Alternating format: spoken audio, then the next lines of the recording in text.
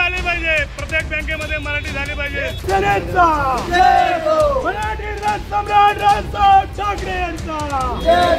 राज्यभर मराठी भाषेच्या मुद्द्यावरून मनसे आक्रमक झाले असून उल्हासनगरमध्ये मनसे सैनिकांनी बँकांना थेट इशारा दिला आहे। मनसे सैनिकांनी विविध बँकांच्या शाखेमध्ये जाऊन मराठीचा आग्रह धरत कॅम्प नंबर 3 मधील त्या शाखेत मनसे सैनिकांनी बँकेत लावलेली इंग्रजी पोस्टर्स फाडली आहेत।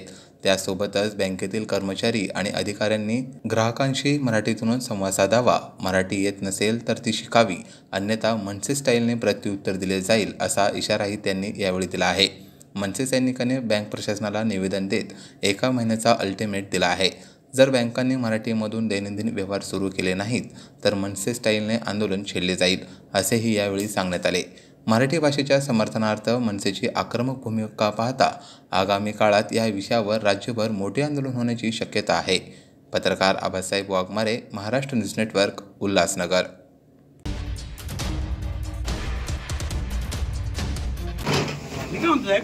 आपल्या बँकेमध्ये जे बोर्ड लागले, तुम्हाला मराठीची ॲलर्जी आहे का?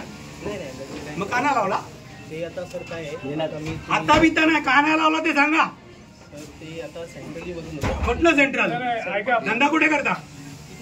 आरबीआयचा GR आहे की प्रत्येक बँकेमध्ये मराठी पहिले पाहिजे, आहे का नाही? हे लगेच काढून टाकू करायची कुठे मराठी? उद्या सांगायला लागतं तुम्हाला।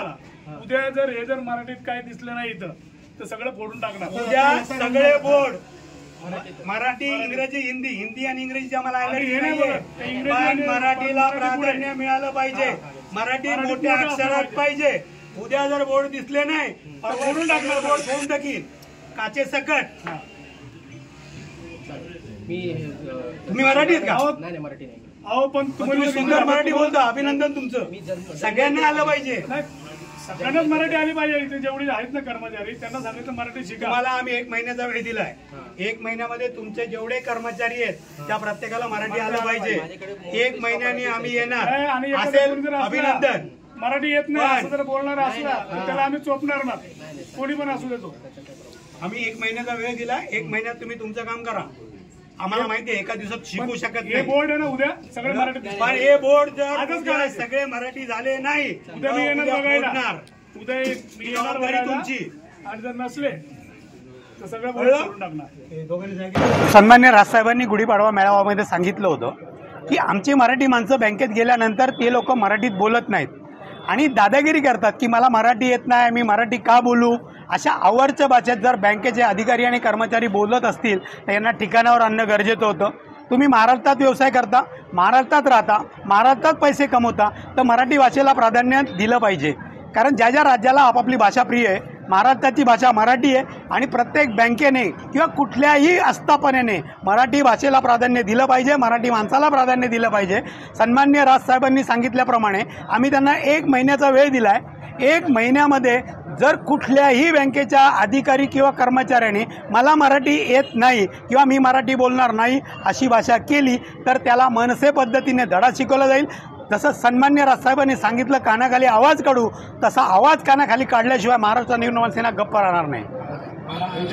आता मी इथे कोटक बँकेमध्ये आलो, कोटक महिंद्रा बँकेमध्ये, पण इथे जे बोर्ड आहेत ते पूर्ण इंग्रजीमध्ये, मराठीत एकही बोर्ड दिसला नाही आम्हाला। म्हणजे हे दिसून येतं की मराठीची ह्या बँकवाल्यांना किती एलर्जी आहे। जर तुम्हाला आरबीआयचा नियम आहे, GR आहे की प्रत्येक महाराष्ट्राच्या प्रत्येक बँकेमध्ये वरती मराठी ठळक अक्षरामध्ये पाहिजे, नंतर इंग्रजी असू द्या, हिंदी असू द्या, परंतु इथे जेव्हा आम्ही बघितलं तर कुठेच हे दिसलं नाही। आम्ही त्या मॅनेजरला आजच्या आज ते सगळे बोर्ड काढायला लावले। जर आज त्यांनी बोर्ड काढले नाही, उद्या येऊन बोर्डासहित सगळ्या काचा त्याच्या फोडणार म्हणजे फोडणारच।